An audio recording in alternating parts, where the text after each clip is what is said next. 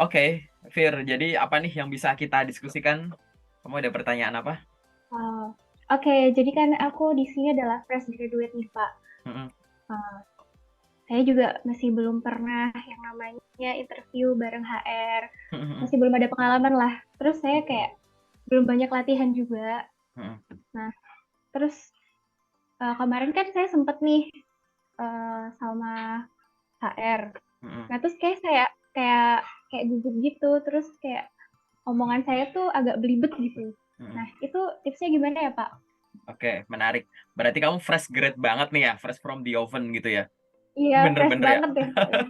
Oke, Bener. berarti baru sudah ya, selamat gitu. Aku jelasin dulu ya. Ini menarik pertanyaannya buat diskusi bareng aja ya, gitu. Barangkali nanti kamu punya perspektif lain dikombinasikan dengan sejauh ini caramu belajar gimana.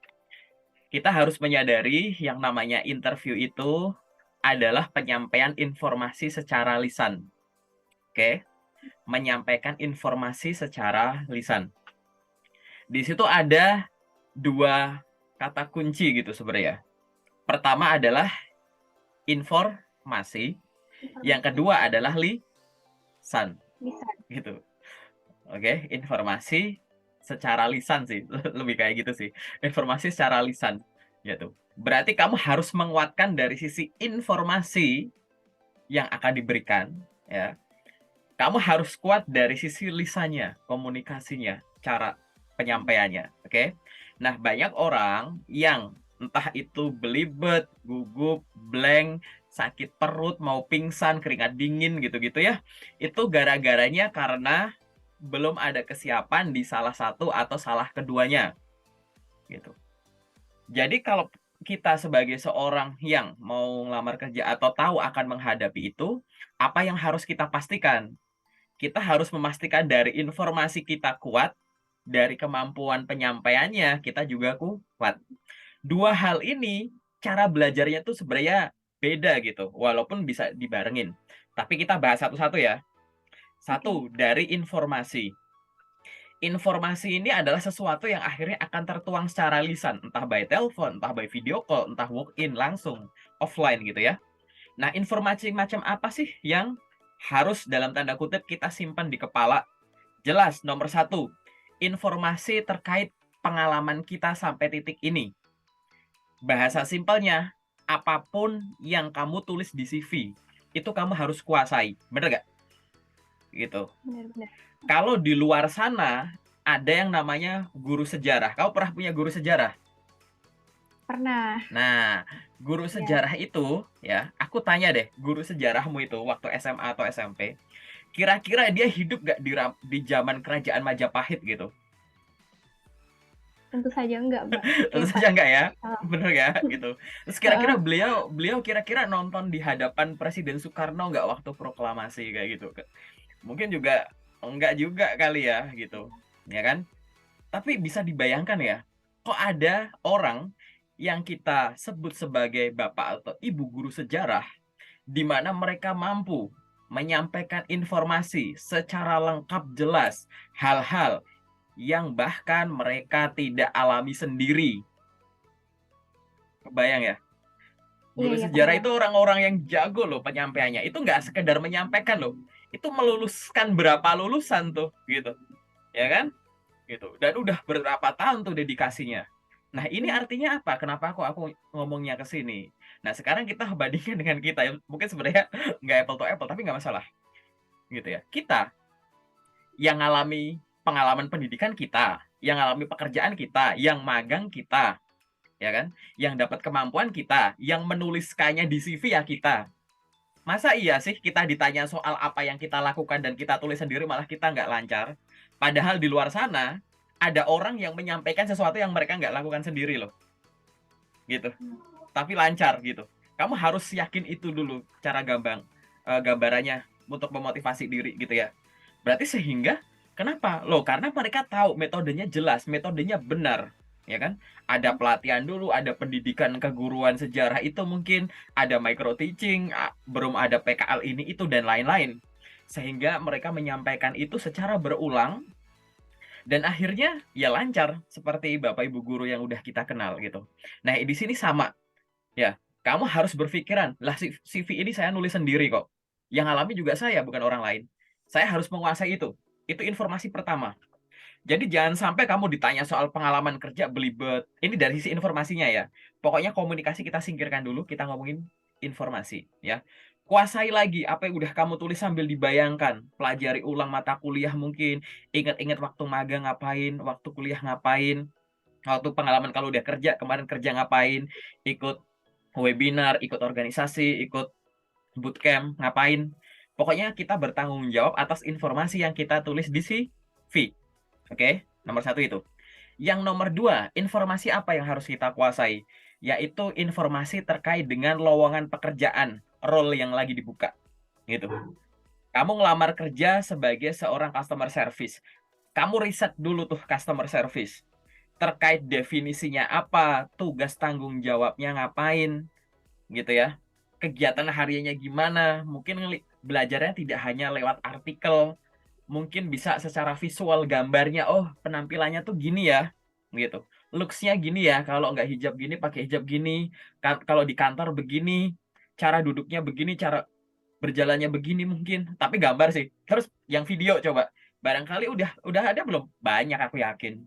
Gitu. Ya, itu. Lihat satu-satu customer service. Oh, customer service secara umum begini. Oh, tapi kalau di bank gini ya. Tapi kalau customer service di tempat ini begini ya. Kalau di tempat ini begini ya, gitu-gitu. Jadi akhirnya paham, oke? Risetlah soal role yang kamu lamar, ya, terkait tugas tanggung jawab, kualifikasi orangnya, mungkin kegiatan hariannya, dan bagaimana dia menyesuaikan diri dengan budaya bekerja, cara berpakaian, cara bersikap, dan lain-lain gitu. Jadi kamu harus menguasai itu semua. Biar apa? Biar kalau kita tahu, oh, untuk jadi seorang customer service itu dia harus fasih ini ya. Aku itu udah bisa, tapi belum lancar.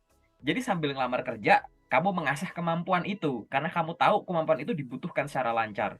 Kamu pengen ngelamar jadi admin. Admin HR, admin sales, admin gudang. Harus lancar Excel. Aku bisa Excel. Tapi basic banget cuma input-input doang. Aku nggak bisa pivot. Aku nggak bisa logika-logika yang susah.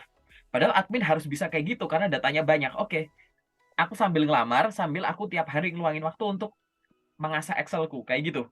Itulah gunanya kita mencari informasi terkait dengan role atau posisi yang dilamar. Udah dua hal ya, informasi yang harus kita pelajari, yaitu terkait dengan apapun yang ditulis di CV, which is itu pengalaman-pengalaman kita. Yang kedua adalah terkait dengan role yang kita lamar. Yang ketiga, riset terkait dengan perusahaan. Oke? Kalau kita ngelamar pekerjaan dan ada sampai ke tahap interview, kamu pasti punya waktu gitu. Mungkin kamu punya perusahaan-perusahaan impian yang kamu pengen. Oh ya, aku ngincer perusahaan ini gitu. Kamu bisa cari tahu dulu, iseng-iseng baca-baca dulu sejarahnya, visi misi, cabangnya di mana, fungsi-fungsinya gimana. Mungkin kalau ada laporan-laporan yang mau kamu baca, laporan keuangan, laporan ini itu apa yang lagi in gitu. Riset soal perusahaan itu bisa di website resminya, bisa di sosial media, ya. Bahkan bisa di media. Kalau dia pernah diliput gara-gara suatu pencapaian-pencapaian yang bagus apa gitu. Jadi kamu tahu gitu. Oke. Yang nomor 4 adalah itu informasi apa? Pertanyaan-pertanyaan yang biasa muncul di interview. Oke. Walaupun kamu belum menemui informasi atau menghadapi interview banyak gitu, di luar sana udah banyak sekali orang yang sudah pernah menghadapi interview, bahkan berkali-kali gitu kan. Nah, sebagian dari orang-orang ini berbaik hati untuk sharing ke generasi-generasi berikutnya, ke orang-orang berikutnya bahwa saya punya pengalaman ini, saya punya tips untuk teman-teman. Kamu bisa temukan itu sebagai artikel, bisa temukan itu sebagai poster, sebagai gambar, bahkan sebagai video. Di channelku juga ada, aku promosi ya gitu. Jadi pelajari dulu. Memang kita nggak tahu, interview itu nggak bisa dihafal. Oke, jawaban interview nggak bisa dihafal. Karena beda kepala, beda ide. Kita nggak bisa baca pikiran orang dia nanya apa. Tapi pasti di setiap interview itu ada irisan. Jadi mau beda recruiter, mau beda perusahaan, mau HR atau user, pasti ada pertanyaan-pertanyaan yang irisan gitu. Mungkin perusahaan satu, HR perusahaan satu sama yang lain itu tanyakan. Karena perusahaan ada banyak, orang yang sharing juga banyak. Jadi orang yang jumlahnya banyak tadi akhirnya ada irisan, sehingga mungkin akan ada orang yang membuat sharing terkait dengan daftar pertanyaan yang biasa muncul di interview. Salah satunya yang ada di channel YouTube-ku. Mungkin ada artikel yang lain. Pastikan pertanyaan itu kamu itu familiar dulu. Jangan sampai gara-gara gak nyari tahu itu kamu nggak tahu gimana. Ingat ya, biar kamu bisa antisipasi kalau salah satu, salah dua, atau salah berapapun dari pertanyaan itu akan muncul. Persiapan ini terkait dengan informasi ini itu akan membuatmu lebih tenang. Baik, selamat datang Ibu Vira. Kepada Ibu Vira dipersilahkan untuk memperkenalkan diri. Silahkan Bu Vira bisa memperkenalkan diri. Udah kayak gitu, udah tahu oh perkenalan diri itu gini. Baik Bu Vira, kenapa ingin melamar di perusahaan ini gitu? Oh. Baik Bu Vira, apabila Ibu diterima di sini ingin gaji berapa gitu. Kalau kamu langsung nyebut gitu, nggak riset dulu gimana gitu. Gimana cara penyampaian yang bagus? Ingat ya, pertanyaan interview jawabannya jangan dihafal. Tapi pertanyaan itu dipahami menjadi 5 hal. Pertama, selalu ya, begitu kamu ada pertanyaan interview, kamu harus mikir. Satu, kenapa pertanyaan itu ditanyakan? Apa yang pengen diketahui? Apa yang pengen diukur? Harus terjawab dulu. Nomor 2, apa yang boleh ditanyakan? Apa yang boleh disampaikan? Oke. Yang ketiga, apa yang tidak boleh disampaikan? Gitu. Yang nomor 4, gimana cara menyampaikannya? Apakah cara penyampaian cuma gitu doang atau ada alternatif lain? Gitu. Yang nomor 4 itu. Yang nomor 5, kalau aku nggak sengaja keceplosan nih, salah gitu. Benerinnya ngomongnya gimana ya gitu. Itu sebenarnya ngalir aja sih. Tapi jangan kayak menghafal. Aku belajar pertanyaan yang biasa muncul apa? Apa kekurangan Anda? Browsing. Oh gitu, akhirnya jawabannya template. Saya orangnya pelupa sehingga saya membawa buku catatan kemana-mana. Saya orangnya kurang detail dalam berhitung sehingga saya bawa kalkulator. Itu jawaban sejuta umat gitu ya. Itu udah template banget gitu. Bahkan jawaban-jawaban, mohon maaf nih, template di suatu platform misalkan. Ada konten kreator ngasih ide, bukan menjadikan itu untuk dikembangkan, tapi berbeda copy paste. Dan aku tuh ngadepin itu. Ngadepin di real ada, yang di lewat Zoom juga ada. Coba pura-pura ya kita simulasi interview gitu. Terus aku kasih pertanyaannya, dia lancar persis kayak dia yang di konten itu. Udah selesai terus, gimana? Capek nggak kalau ngomong tapi menghafal gitu? Kenapa sih resiko menghafal? Satu, ngomongnya nggak natural. Kedua, takutnya kalau penanyanya itu bahasanya diganti, kamu bingung. Ingat ya, banyak pertanyaan di interview itu, pertanyaannya tuh beda-beda tapi nanyain hal yang sama. Gitu. Nah, kalau sistemmu menghafal, pertanyaan dimodifikasi dikit, kamu nggak peka. Bingung. Ya, karena sifatnya hafal. Harus bener-bener kayak klop gitu. Gitu. Nah, sekarang mumpung kamu masih tadi ya fresh from the oven gitu, bener-bener fresh graduate gitu, maka dipersilahkan untuk setiap menemui pertanyaan, kamu tanyain balik. Kamu nemu satu pertanyaan, kamu berikan 5 pertanyaan ke pertanyaan itu. Apa sih pertanyaan yang biasa muncul? Apa rencana Anda 5 tahun ke depan? Pikir lagi nih. Aku harus cari tahu, kenapa pertanyaan ini ditanyakan? Apa yang boleh disampaikan? Apa yang nggak boleh disampaikan? Gimana cara menyampaikannya? Kalau aku keceplosan salah jawab, gimana ya nanti? Nah, gitu. Gitu. Jadi setiap pertanyaan itu harus kamu kuasai itunya dari segi informasinya dulu, oke? Gitu. Nah, ini adalah 4 hal ya yang buat aku, menurutku adalah bisa kamu lakukan untuk menguatkan dari sisi persiapan informasinya. Aku ulang lagi tadi ya. Informasi lisan, informasinya ada 4. Terkait dengan CV dan turunannya isinya, terkait dengan perusahaan ya yang ada di website atau di sosmed, terkait dengan role dari loker yang dibuka, tugas tanggung jawab dan lain-lain, dan yang keempat adalah pertanyaan yang sering muncul. Oke? Dari 4 hal ini, mayoritas bisa kamu pelajari dulu, bahkan sebelum kamu ada panggilan interview. Contoh, baca ulang CV, pahami CV. Itu kan kamu nggak perlu ada panggilan interview kan? Bisa dapat infonya dulu kan ya? Bener nggak? Ya, Gitu. benar. Yang kedua, pertanyaan yang sering muncul. Pertanyaan yang sering muncul kan kamu bisa cari kontennya ya, dalam tanda kutip gitu ya. Di channelku ada. Gitu ya. Itu kan tadi ya. Kan itu bisa kamu pelajari sebelum kamu menghadapi interview, bener nggak? Loh, itu Iya, dua-dua benar. bisa. Yang nomor 3, apa? Role. Role. Kan kamu tahu kan, aku pengen lamar kerja jadi ini. Begitu kamu udah tahu aku pengen jadi A, kan kamu bisa browsing. Tugas dan tanggung jawab A. Gitu. Aktivitas harian A. Jenis laporan yang dibuat A. Kan kamu bisa cari tahu dulu kan 3 ini. Nah, Ya. kalau perusahaannya agak belakangan nggak masalah, karena kan kamu nggak tahu mau di perusahaan apa. Yang penting kan role-nya tadi, ya nggak? Kan nggak kayak jarang lah ya. Aku pengen jadi aku pengen jadi customer service, tapi perusahaannya yang ini aja ya, yang itu aku nggak mau. Kan kayaknya jarang ya. Orang biasanya kan memang ngejar role-nya ya daripada perusahaannya, tapi belum tentu sih. Aku nggak nerima jawaban dua-duanya, jelas. Tapi kalau disuruh milih kan, yang bikin nyaman kan biasanya role-nya kan ya, gitu. Aku nggak tahu nih ya, karena ini relatif juga sih, gitu. Nah, artinya dari 4 hal ini, yang 3 nih bisa kamu cicil dulu. Jadi begitu nanti ada panggilan psikotes, misalkan, baru psikotes nih, undangan psikotes, berarti kamu langsung kepikiran, oh, abis psikotes mungkin nanti ada interview. Di momen itu, sambil kamu belajar psikotes, meluangkan waktu dikit-dikit, gitu ya, riset soal ini. Jangan sampai habis di depan mata ada psikotes, belajarnya psikotes doang. Nanti 2 hari lagi ada interview, baru browsing tips dan trik interview. Telat. Paham ya? Karena Iya, dari paham. informasi, mayoritas ini bisa disiapkan sebelumnya. Oke? Nah, pada saat informasi ini sudah kuat, ini bisa meminimalisasi kemungkinan kamu gugup, belibet, tegang, grogi, karena kamu nggak tahu mau ngomong apa. Karena materinya udah kuat, informasinya udah kuat, paham ya? Gitu. Nah, sekarang sisi satunya. Ini sisi informasi yang disampaikan saat lisan, gitu ya. Informasi udah kita singkirin, kita ngomongin lisan. Lisan itu komunikasi. Jadi tipsku satu-satunya adalah tingkatkan jam terbang ngomong. Ngomong soal apa? Ngomong soal informasi tadi.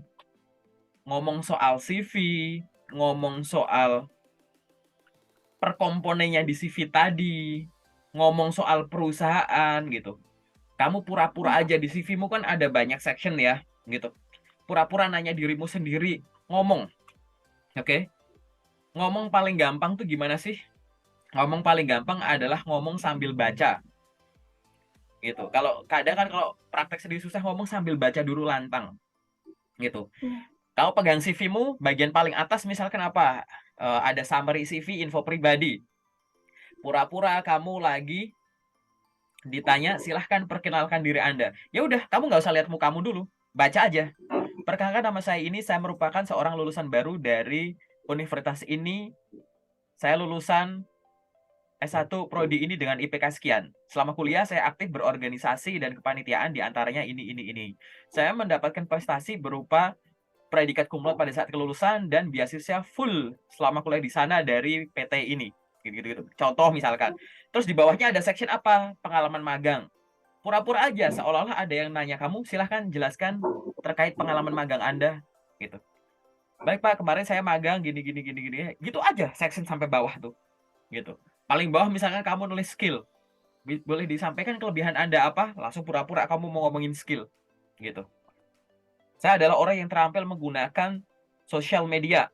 Hal ini dibuktikan dengan saya familiar dengan menggunakan sosial media ini. Baik untuk bisnis maupun kepentingan pribadi saya. Saya menggunakan akun pribadi saya untuk berjualan maupun entertainment pribadi saya pada saat waktu luang. Namun untuk bisnis saya melakukan ini. Ya gitu aja, pura-pura aja, baca aja terserah. Oke? Kalau udah selesai baca, misalkan kamu mau meningkatkannya lewat apa? Tadi ngomong di depan kaca. Oke?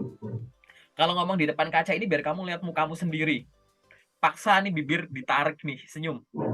Paksa mata, kalau kamu bingung, harus jadi latihan pakai kaca tuh biar kamu senyum sama matamu tuh selalu ngelihat matamu sendiri di kaca.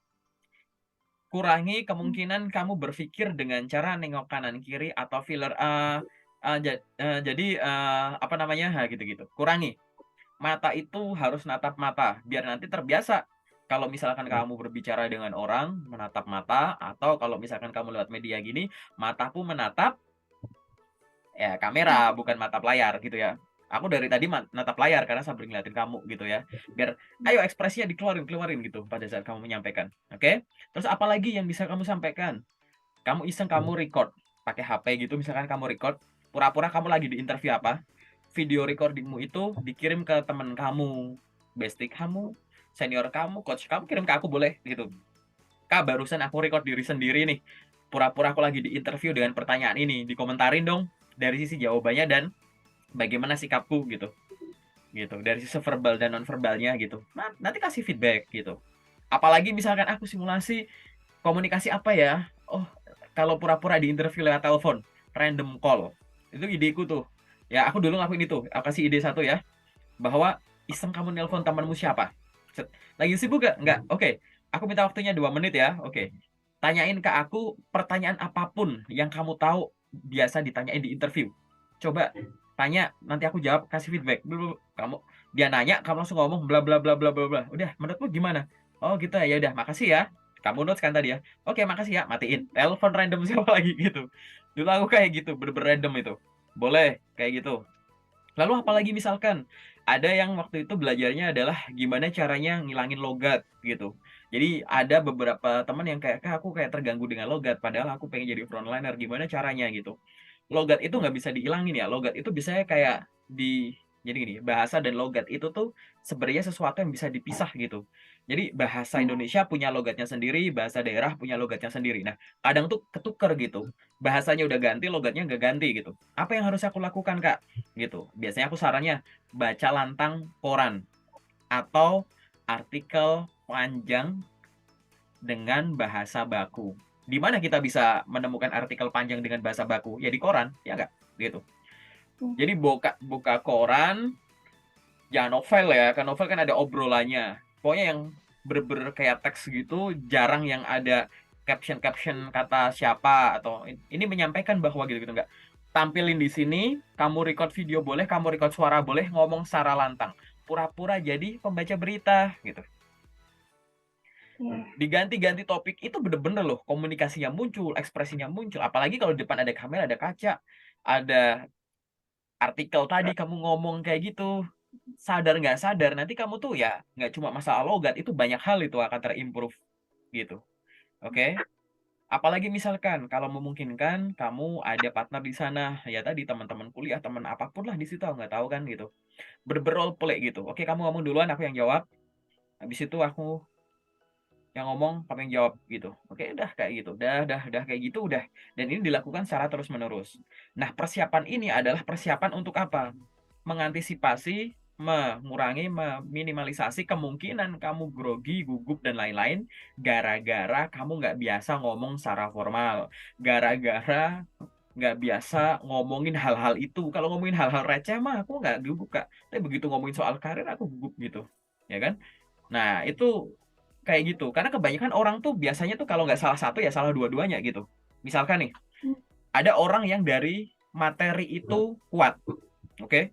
Dia udah riset sana sini macam-macam, tapi untuk persiapan interview dia kurang belajar prakteknya. Nah, biasanya orang yang materinya kuat tapi belajar komunikasinya kurang, biasanya itu dalam tanda kutip ya, biasanya nggak selalu. Keluhannya tuh, aku tuh tahu harus jawab apa, tapi waktu ngomong kok belibet ya. Aku tuh tahu maksudnya, tapi gimana ya nyusunnya nyampainya itu? Itu karena apa ya? Balik lagi, otakmu penuh, tapi mulutmu nggak dilatih. Jadi kecepatan otak tidak bisa diikuti oleh kecepatan mulut, gitu. Mulutmu nggak bisa ngikuti kecepatan otak, karena yang dilatih cuma otak kamu, dalam tanda kutip bahasanya gitu ya. Gitu. Biasanya itu, kalau materinya kuat, komunikasi nggak dilatih.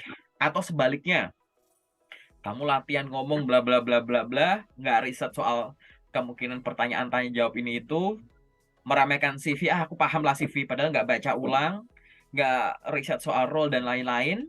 Begitu di interview, ada pertanyaan-pertanyaan yang kamu nggak antisipasi, padahal itu pertanyaan yang biasa muncul. Akhirnya apa? Akhirnya kamu tetap bisa melalui itu dengan lancar. Biasanya orang yang kurang dari materi, tapi penyampaian komunikasinya bagus, biasanya tuh bilangnya, perasaan kemarin tuh interview tuh lancar-lancar ada ya, Kak. Tapi kenapa ya? Perasaan kemarin tuh aku bisa deh jawab semua pertanyaan. Tapi kok nggak gini gitu ya gitu. Aku nggak mau langsung ke konklusi bahwa, ya kamu mungkin bagus, tapi ada kandidat lain lebih bagus, no. Kalau aku lihat ini sebagai sudut pandang untuk mengimprove kemampuan diri, maka aku akan melihat ini sebagai mungkin kamu alokasi waktu kamu juga bisa dicurigai juga gitu. Jangan-jangan sejauh ini kamu belajar itu belajar ngomong, tapi kurang meluangkan waktu untuk duduk diem, riset gitu. Banyak teman-teman yang kayak gitu, aktif sana sini sampai lupa belajar gitu. Ini sebenarnya nggak harus introvert ekstrovert sih. Beberapa kadang kayak gitu, misalnya kayak teman-teman introvert suka sendiri, suka baca, tapi jarang ketemu. Jadi lebih banyak di sini daripada di ngomong. Ya mungkin iya, tapi nggak semua. Ada yang ekstrovert, sosialisasi sana sini, pergi pagi, pulang dini hari, main sama sana sini, lupa belajar. Akhirnya ngomongnya jago, tapi nggak ada isinya. Mungkin juga kayak gitu. Cuman kan ini nggak bisa selalu diartikan semacam itu, karena bisa dilatih gitu kan. Gitu. Kenapa kok kayak tadi sih? Kenapa kok orang yang belajar komunikasinya itu alokasinya banyak, tapi nggak riset soal informasi, keluhannya kayak, eh perasaan lancar deh, tapi kok nggak ini ya gitu. Karena apa? Dia sangat menikmati proses interview itu. Oke? Dia menikmati proses interview itu sehingga apapun pertanyaan yang keluar, yang dilemparkan oleh recruiter atau user, itu menyenangkan. Dan dia tahu gimana cara menjawabnya. Tapi belok sana sini, nggak to the point, muter-muter, mungkin mengeluarkan dialek-dialek yang ya secara general kata-kata mutiara gitu. Akhirnya nggak sampai ke poinnya gitu loh. Kok kamu kayak politisi ya? Ups gitu. Jadi kok kamu ngomongnya kayak gitu? Padahal kita butuh kamu tuh lebih dalam gitu. Tahu kan gitu. Jadi akhirnya mereka saking enjoy-nya dengan kemampuan komunikasi sendiri, jadi nggak sadar bahwa yang ditanyain apa, kamu jawabanmu nggak nyampe poinnya. Bukan itu yang kita maksud. Tapi kamu nggak sadar saking enjoy-nya gitu. Ya, itu kemungkinan kedua. Kalau yang tadi materinya kuat, komunikasinya kurang, ini yang sebaliknya. Komunikasinya kuat, materinya yang kurang. Nah, apalagi dua-duanya. Udah tahu baru, maaf nih, baru lulus, kurang riset, kurang ini itu. Kenapa? Karena biasanya belajarnya tuh kayak masih pola sistem kebut gitu. Mending sistem kebut semalam ada sistem kebut sejam gitu. Bener-bener aku pernah ditelepon berkali-kali terus diangkat. Bilang, kenapa? Iya kan nanti aku abis duhur mau ada interview Kak, minta tipsnya dong. Gila aku gitu. Ini ngapain? Ini bener-bener waktu istirahat tuh nelpon gitu. Gitu. Apakah tipsnya? Udah kamu sholat aja tenang gitu. Udah ya, apalagi coba. Masa aku mau bilang, oh ya riset ya, nonton channelku. Kan nggak mungkin gitu. Gitu. Ini lucu banget gitu. Padahal dulu aku udah ngerasa sistem kebut semalamku yang aku dulu juga pernah, karena aku pernah jadi fresh grad juga, itu kayaknya udah parah gitu ya. Geli gitu. Tapi bener-bener loh, review tuh aku bener-bener itu sistem kebut sejam itu, bener-bener sejam. Bener-bener kayak baru istirahat terus, wih, apa nih telepon banyak gitu. Kan minta tipsnya gitu. Nah, jangan sampai kayak gitu ya gitu. Balik lagi, praktek ngomong apa harus ada undangan interview? Kan enggak. Ngomong sendiri? Enggak. Tadi baca koran? Apa kamu bisa baca koran nunggu ada interview baru ada koran yang bisa kamu baca? Kan enggak. Nelpon teman? Apa kamu sekarang nggak punya teman? Punya teman waktu ada interview? Kan enggak. Itu loh. Gitu. Jadi interview itu pada akhirnya apa? Mayoritas hal-halnya itu bisa kamu pelajari jauh sebelum ada panggilan interview. Bahkan sebelum kamu lulus. Gitu kan? Bersyukurlah kalau kamu punya pengalaman organisasi, kepanitiaan, bersosialisasi dengan banyak orang, punya komunitas. Kamu udah nabung dulu, punya modal. Ingat ya, gitu. Pasti udah ada modal di situ. Ya, presentasi ini itu kamu ada modal. Tinggal masalahnya modal itu kamu sadari nggak, gitu. Jangan-jangan kamu nganggap itu bukan modal, gitu. Ya kan? Gitu. Modal tuh uang misalkan. Padahal punya tangan ini modal, nggak punya tangan mau ngapain? Mulut, gitu. Penampilan, kesehatan gitu. Kesempatan kau punya laptop, kamu punya internet dan lain-lain gitu. Itu adalah modal kita gitu. Yang artinya kita bisa nyicil dulu, nabung di awal dulu. Tinggal yang di belakang itu tinggal yang kurang kayak gitu ya. Gitu. Dan ini harus dilatih sampai kapanpun. Kenapa? Kamu harus sadari bahwa bahkan kalau misalkan ya, Kak, tapi kan aku udah belajar ini, aku udah belajar ini, masih aja di ghosting, masih aja nggak di ghosting sih, tapi mohon maaf belum lolos gitu. Itu kenapa? Nah, ini faktor-faktor yang dalam tanda kutip nggak bisa kita bilang bahwa, wah ini berarti kamu yang jelek. No, masih banyak faktor-faktor yang mempengaruhi gitu ya. Kita kan di sini coba mengeliminasi kemungkinan-kemungkinan yang bisa kita kontrol dulu, ya nggak? Kan lebih enak ngontrol sesuatu yang bisa kita, ngubah sesuatu yang bisa kita kontrol daripada yang enggak gitu kan. Yang eksternal kan nggak bisa dikontrol, tapi yang ada pada diri kan bisa dikontrol. Dengan melakukan dua ini kan kemungkinan kamu gagal gara-gara nggak, dalam tanda kutip, ininya kurang atau ininya kurang kan itu udah nggak ada nih. Berarti kan tinggal faktor lain gitu. Faktor lain ya anggap aja wajar gitu. Misalkan ya saya sadar bahwa saya bukan satu-satunya kandidat gitu. Ada kandidat lain, bisa adik tingkat, kakak tingkat, belum teman seangkatan. Mungkin kakak tingkat, adik tingkat, atau teman seangkatan dari kampus lain seluruh Indonesia yang ngincer loker ini. Belum orang yang udah pekerja tapi pengen pindah kerja tapi ngincernya loker ini juga. Belum orang dari jurusan lain yang mungkin diperbolehkan ngelamar loker ini juga, kayak gitu, ya kan? Jadi dengan hal semacam itu akhirnya kamu tidak yang meratap gitu, karena kamu tahu begitu ini nggak lolos nggak masalah, persiapanku udah bagus, tinggal next aja. Selanjutnya yang mana? Karena loker nggak bakalan pernah habis. Mungkin kamu kan termasuk masih baru kan di komunitasku. Nanti kamu akan sadari bahwa tiap hari tuh loker ratusan, ada banyak gitu kan. Gitu. Jadi jangan hanya karena kayak gitu akhirnya tuh kan aku udah serius, udah ngeluangin waktu, gagal mulu nih gitu. Enggak. Interview itu niatnya tuh ada 3. 1 mengetahui, 2 melengkapi, 3 mengkoreksi. 1 mengetahui apa? Mengetahui informasi yang mungkin dari tahap sebelumnya belum kita ketahui. Dari CV-mu belum ada, dari hasil psikotes belum terbaca, begitu interview HR kamu sampaikan gitu. Jadi mengetahui hal baru yang di tahap sebelumnya tuh belum terukur, belum kita dapat gitu. Mungkin juga interview selain mengetahui tadi melengkapi. Melengkapi apa ya? Ya melengkapi informasi yang kita tahu gitu. Oke. Misalkan kita udah tahu, misalkan Vira tuh jago bahasa asing, bahasa Inggris, tapi aku nggak tahu kalau ternyata kamu lancar bahasa Mandarin, bahasa Jepang, bahasa Perancis, kamu polyglot ya gitu. Aku tahu kalau kamu tuh punya toko online jualan ini, tapi aku nggak tahu kalau kamu ternyata punya karyawan jumlahnya banyak ya, kayak gitu, contoh lah gitu ya.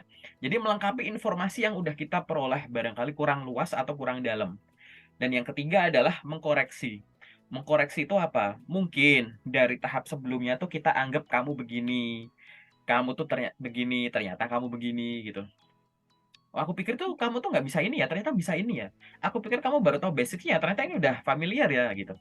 Nah, 3 hal ini tuh nilainya bisa positif, bisa negatif gitu. Mengetahui hal baru, gara-gara hal baru tadi kalau negatif akhirnya yang penilaian kita positif jadi negatif, ya nggak? Melengkapi gitu. Melengkapi itu bisa melengkapi hal positif atau melengkapi hal negatif gitu. Udah jelek makin jelek lagi hasilnya misalkan, bisa juga. Atau tadi mengkoreksi. Loh aku pikir kamu dulu gini ya, ternyata gini, itu positif. Loh aku pikir kamu gini, ternyata cuma gini. Nah, itu negatif gitu. Tapi kan di sini kan kita mengupayakan yang positif-positif, karena kan kita positive thinking ya di sini ya gitu. Sehingga kita sadari bahwa interview itu secara umum 3 tadi, mengetahui hal yang kita belum tahu, recruiter atau user, melengkapi informasi yang kita udah dapat, atau mengkoreksi penilaian kita sejauh tahap itu tentang kamu.